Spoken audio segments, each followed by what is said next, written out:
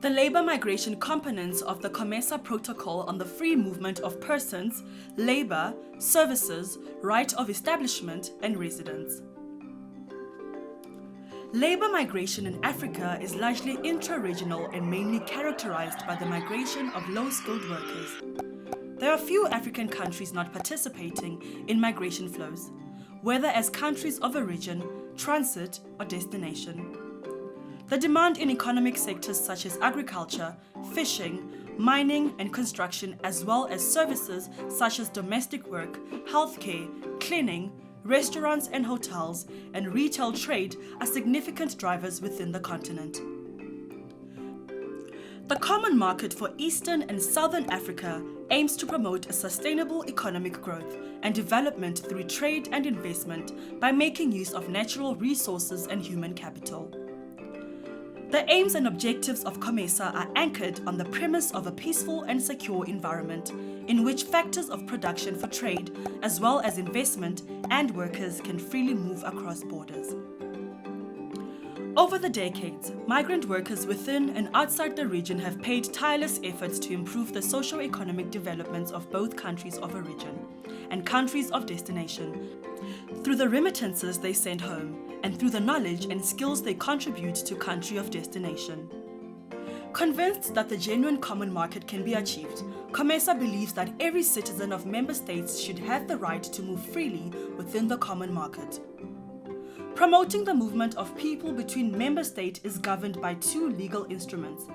Protocol on the gradual relaxation and eventual elimination of visa requirements, and the Protocol on free movement of persons, labor, services, the right to establishment and residence. The Visa Protocol was adopted in 1984 and is intended to facilitate the movement primarily of business people within COMESA, being implemented by many COMESA countries. The Free Movement Protocol was adopted in 2001, but has met with much less success. It still has not been practically implemented by any member state. The Free Movement Protocol was developed with the vision of operationalizing the COMESA common market, and its objective is to allow people to move freely between member states, whether for work or for establishment or residence.